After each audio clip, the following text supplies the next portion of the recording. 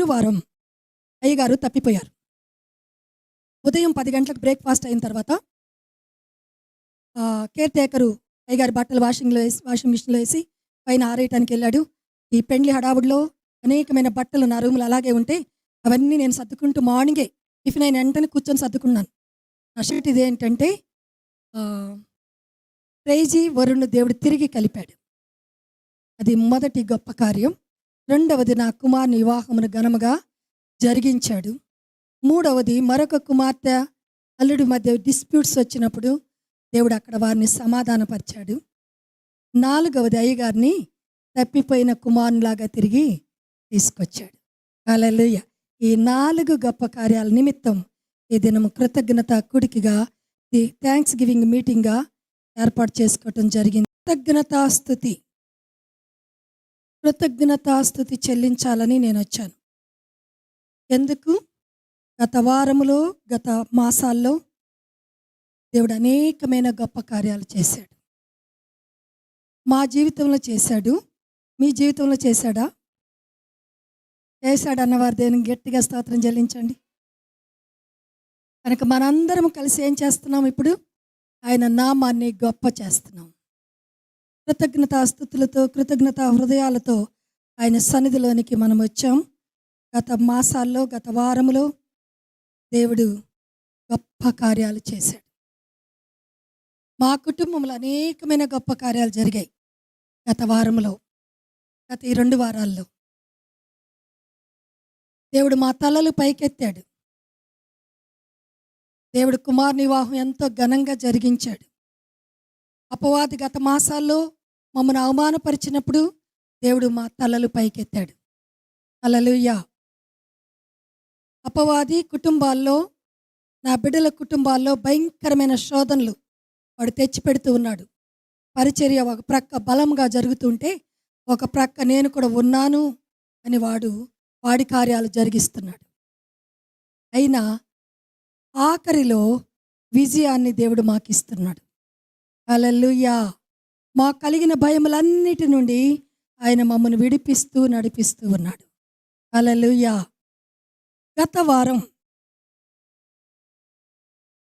గురువారం అయ్యగారు తప్పిపోయారు. ఉదయం 10 గంటలకు బ్రేక్‌ఫాస్ట్ అయిన తర్వాత కేర్ టేకరు అయ్యగారి బట్టలు వాషింగ్ మిషన్‌లో ఏసి పైన ఆరేయటానికెళ్ళాడు. ఈ పెండ్లి హడావుడిలో అనేకమైన బట్టలు నా రూమ్‌లో అలాగే ఉంటే అవన్నీ నేను సర్దుకుంటూ మార్నింగే టిఫిన్ అయిన వెంటనే కూర్చొని సర్దుకున్నాను. నా షెల్ఫ్‌లో నా పనిలో నేనున్నాను. కేర్ టేకర్ తన పనిలో తనున్నాడు. అయ్యగారు చక్కగా టాబ్లెట్లు వేసాడు. కేర్ టేకర్ బ్రేక్‌ఫాస్ట్ తర్వాత 7 టాబ్లెట్లు వేసుకోవాలి. వేసాడు. పడుకున్నారని ఆయన పనిలో ఆయన ఉన్నారు. పైకెళ్ళి బట్టలు ఆరేసి తిరిగి వస్తూ రూమ్ వైపు చూసినప్పుడు ఉన్నారు. తన వాషింగ్ మిషన్ దగ్గరికి వెళ్ళి బకెట్ క్లీన్ చేసుకొని, తన కాళ్ళు క్లీన్ చేసుకొని లోపలికి వచ్చేసరికి మంచం మీద లేరు. నా రూమ్కి వచ్చి అడిగాడు, అయ్యగారు ఉన్నారా? అయ్యగారిని చూసారమ్మా అని. బాత్రూంలో ఉన్నారేమో చూడు అన్నాను. బాత్రూంలో లేరు. పైన వెళ్ళి చూడన్నాను, పైన లేరు. క్రింద వెళ్ళి చూడన్నాను, క్రింద లేరు. ఇంకంతే ప్రతి వీధి వెతకటం ప్రారంభించి 11 గంటలకు చర్చికి వచ్చి చర్చిలో కూడా వెతికాడు. అప్పుడప్పుడు అయ్యగారు వస్తారు. ఆయన అలా చర్చిలో ఉండటం ఇష్టం కనుక అక్కడికి వెళ్ళారేమోనని అక్కడికి కూడా వచ్చాడు. ఇక్కడ లేరు. జాన్కి కాల్ చేసాం, విజయ్కి కాల్ చేసాం. జాను బండేసుకొని దోమలగూడ, అశోక్ నగర్, గాంధీనగర్ అంతా వెతికి లేడమ్మా అని చెప్పేశాడు. ఇంక మాకేం చేయాలో అర్థం కావట్లేదు. ప్రతి దినం మండే నుండి విజయని రమ్మని మేము ఇరువురం కొన్ని గంటలు ప్రార్థనలో గడుపుతున్నాం. మీరు ఎవరైనా రావచ్చు, మోస్ట్ వెల్కమ్. ఎవరైనా రావచ్చు.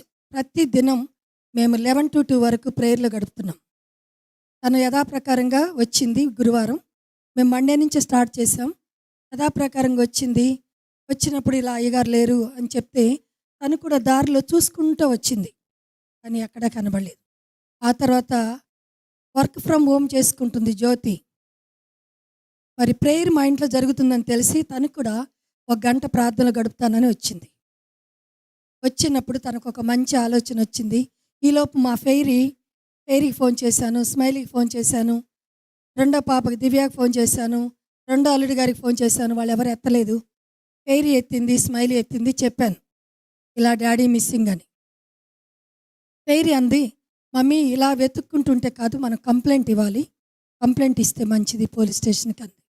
అప్పుడు జ్యోతి నేను వెళ్ళి 1.5 అవర్ పోలీస్ స్టేషన్లో కూర్చొని కంప్లైంట్ ఇచ్చి వచ్చాం. మరలా వాళ్ళకి ఫాలోఅప్ చేస్తున్నాం, ఫోన్లు చేస్తున్నాం. వారు అంత పట్టించుకున్నట్టుగా లేరు. చెప్పేసి వచ్చాం. అన్ని వివరాలు అడిగారు. ఎంతమంది పిల్లలు, ఆయన ఏం వర్క్ చేసేవారు, ఆర్టీఓనా, చాలా పెద్ద ఉద్యోగం, 7 పిల్లల, ఎక్కడెక్కడ ఉన్నారు అన్నీ అడిగారు.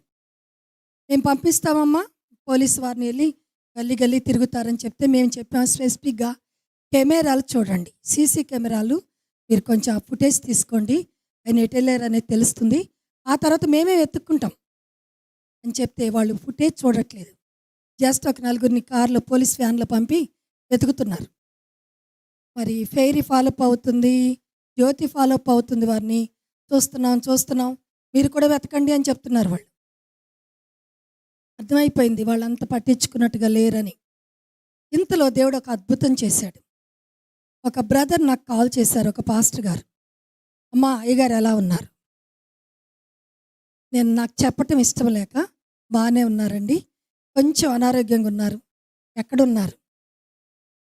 హాస్పిటల్లో ఉన్నారా? కాదండి, ఇంట్లోనే ఉన్నారు.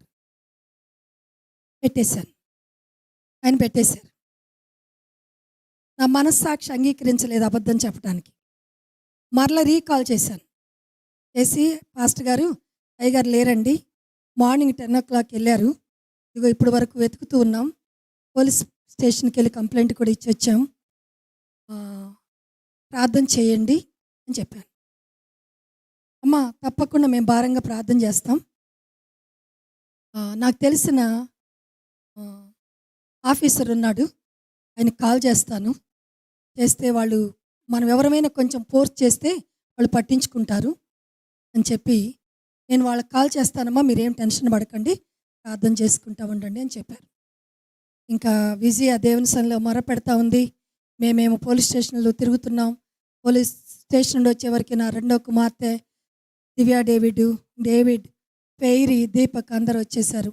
మరలా వాళ్ళు కూడా పోలీస్ స్టేషన్కి వెళ్ళి ఇంకొంచెం వాళ్ళకి వెయిట్ అయ్యాలని వెళ్ళి ఫోర్స్గా, మరి ఎంతవరకు వచ్చింది సార్ అని వాళ్ళు 5 o'clockకి వెళ్ళి అడగటం జరిగింది. ఈలోపు గిడియోను బాబు గారు కాల్ చేశారు కంట్రోల్ రూమ్కి. వారు వెంటనే ఆల్ పోలీస్ స్టేషన్స్కి ఇన్ఫర్మేషన్ పంపారు. ఎప్పుడైతే కంట్రోల్ రూమ్ నుండి ఫోన్ కాల్ వెళ్ళిందో వెంటనే ఉప్పల్లో ఉన్న పోలీస్ స్టేషన్ వారు, గాంధీనగర్ పోలీస్ స్టేషన్ వారికి ఆయన మా దగ్గర ఉన్నారు, ఎవరో ఒక వ్యక్తి తీసుకుని వచ్చి పోలీస్ స్టేషన్లో వదిలిపెట్టి వెళ్ళారు అని ఇన్ఫర్మేషన్ ఇచ్చారు. హల్లెలూయా, హల్లెలూయా. ఇది 7 o'clock జరిగింది. చీకటి పడిపోతుంది. ఎక్కడ పడిపోయారో, పెయింట్ అయ్యి ఎక్కడ పడిపోయారో, బ్రేక్ఫాస్ట్ తిని 7 టాబ్లెట్లు వేసుకుని వెళ్ళారు, కళ్ళు తిరిగి ఎక్కడ పడిపోయారో, ఎండకి ఏమైపోయారో, ప్రాణం పోయిందా ఉందా, రోడ్డు మీద పడి ఏ మూలన పడి ఉంటే ఎవరికి కనపడతారు, ఎవరు గుర్తుపడతారు, ఎలా అసలు తెచ్చుకోవటం, బ్రతికున్నారా లేదా అని ఒక టెన్షను మమ్మల్ని వేధించింది. మరి ఫ్లయింగ్లో ఉన్నాడు బాబు, ఇండోర్లో ఉన్నాడు, యూపీలో ఉన్నాడు, కేరళ యూపీ తిరుగుతూ ఉన్నాడు. వాడికి ఫ్యామిలీ గ్రూప్లో పెట్టారు. పెట్టినప్పుడు వాడు కూడా చాలా టెన్షన్ అయిపోయి, ఓ దేవా ఏంటి ప్రభా, ఇది ఎందుకు ఇలా జరుగుతుంది, ఎలా ఉన్నారు డాడీ, ఎలా ఉన్నారు, ప్రతి సెకండు వాడు కూడా ఎంక్వైరీ చేయటం జరిగింది. అలాగే పిల్లలందరూ కూడా చాలా టెన్షన్తో, దుఃఖంతో బతకటం జరిగింది. ఇక్కడున్న కేర్ టేకర్, ఈ అబ్బాయి క్రిస్టియను, ప్రేమానంద్ పేరు, అన్నం ముట్టుకోలేదు. అయ్యగారు తిరిగి ఇంటికి వచ్చే వరకు రాత్రి 10 o'clock వరకు ఎంత బతిమాలినా అతడు అన్నం తినలేదు. అతడు కూడా క్రిస్టియన్ కనుక దేవునికి మొర పెడతా ఉన్నాడు, ప్రార్థన చేస్తూ ఉన్నాడు. దేవుడు అద్భుతంగా నాకు గాంధీనగర్ హెడ్ కానిస్టేబుల్ కాల్ చేసి, అమ్మ, ఉప్పల్ పోలీస్ స్టేషన్లో ఎవరో బండి మీద తీసుకుని వెళ్ళి దించారంట, ఒక వాటర్ బాటిల్ ఇచ్చారంట, ఫోటో పంపి ఈయనే కదా అన్నారు. అవునండి ఆయనే అన్నాను. మరి మీరు వెళ్ళి తెచ్చుకోండి, ఇదిగో ఉప్పల్ పోలీస్ స్టేషన్ నెంబరు అనే ఫోన్ నెంబర్ ఇచ్చి చెప్పినప్పుడు నా కూతుర్లు ఇద్దరు బయటనే ఉన్నారు, అల్లుళ్ళు కూతుర్లు. గాంధీనగర్ పోలీస్ స్టేషన్ నుండి బయటకు వచ్చారు. అప్పుడే నాకు ఇన్ఫర్మేషన్ వచ్చింది. వారికి చెప్పటం, వారు ఉప్పల్ వెళ్ళి తీసుకొని రావటం జరిగింది. తీసుకొని మరలా గాంధీనగర్ వెళ్ళి కంప్లైంట్ క్లియర్ చేసేయాలి, కంప్లైంట్ని తీసేసుకోవాలి. మరలా తన ఫోటోని తీసుకొని వారు కంప్లైంట్ను ఎఫ్ఐఆర్ను తీసేశారు. ఈ విషయంలో అనుష కూడా చాలా హెల్ప్ చేసింది. తను కూడా గాంధీనగర్ పోలీస్ వారితో మాట్లాడటం జరిగింది. దేవుడు ఇన్ని గొప్ప కార్యాలు చేశాడు.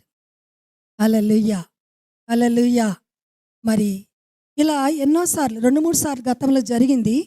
దేవుడు అద్భుతంగా అయ్యగారికి జ్ఞాపశక్తినిచ్చి ఒకసారి చర్చికి వచ్చారు 4 అవర్స్ తిరిగి, ఒకసారి మిడ్ నైట్ ఎక్కడికో వెళ్ళిపోయి చక్కగా గాంధీనగరే వచ్చారు. అప్పుడు నాతో శారా ఉంది. రాత్రి 11-12 గంటలకు ఆయన దిగారు. రాత్రి మేమందరం పడుకున్నాక వెళ్ళిపోయారు. అప్పుడు కేర్ టేకర్ లేడు. దేవుడు అద్భుతంగా ఆయన మరలా తీసుకొచ్చారు. తీసుకొస్తే ఆటో అతనికి మేమే డబ్బులు ఇచ్చి మరలా అయ్యగారిని క్షేమంగా ఇంట్లోకి చేర్చుకోవటం జరిగింది.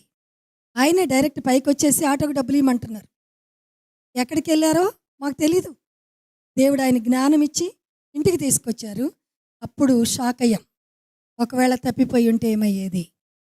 ఇలా గతంలో 2 సార్లు, ఒకసారి శుక్రవారం ఉపవాస ప్రార్థనలో ఇక్కడ నేను ఉన్నప్పుడే తిరిగి ఆయనకి ఇందిరా పార్క్ మారనాథ చర్చి ఒక్కటే గుర్తుంది. ఆటో వాడికి చెప్పాడు, అతడు తీసుకొచ్చి వదిలిపెట్టాడు. 4 గంటలు తిరిగిన తర్వాత అతడు విసుక్కొని ఎక్కడన్నా మిడిల్లో వదిలిపెట్టేసి ఉంటే అయ్యగారు క్షేమంగా చేరేవారు. దేవుడు అపవాది ఎన్నెన్నో ప్రయత్నాలు చేస్తున్నాడు మమ్మల్ని కృంగదీయటానికి, అడేయటానికి, పాడు చేయటానికి, ఈ సేవ వద్దు అనే విరక్తి కలిగించటానికి సకల ప్రయత్నాలు వాడు చేస్తూ ఉన్నాడు. కానీ దేవుడు మాకు విజయాన్ని ఇచ్చి నడిపిస్తూ ఉన్నాడు. హల్లెలూయా, హల్లెలూయా. అందుకే ఈ దినం థ్యాంక్స్ గివింగ్ మీటింగ్,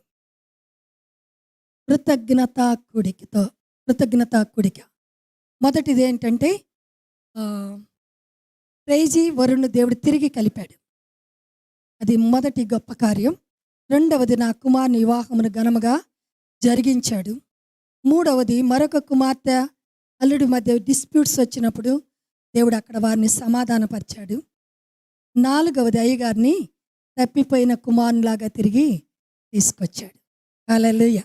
ఈ 4 గొప్ప కార్యాల నిమిత్తం ఈ దినము కృతజ్ఞత కూడికగా ది థ్యాంక్స్ గివింగ్ మీటింగ్గా ఏర్పాటు చేసుకోవటం జరిగింది. అంతేకాదు బాబు యొక్క అత్తగారు స్వీట్స్ పంపారు మనకి, సంఘం అంతటికి పంచమని. మంచి టయానికి ఏదైనా థ్యాంక్స్ గివింగ్ మీటింగ్ అని మేము మా పిల్లలందరూ నిర్ణయించుకున్నాం. అయ్యగారు దొరికిన రాత్రే అనుకోకుండా వారు కూడా వైజాగ్ నుండి స్వీట్స్ పంపారు. ఈ చర్చ అనంతరం మీ అందరికీ స్వీట్స్ ఇవ్వబడతాయి. ఎంత దేవుని కార్యం, దేవుడు ఏర్పాటు చేసిన కార్యం. దేవునికి మహిమ కలుగును గాక. ఆమెన్.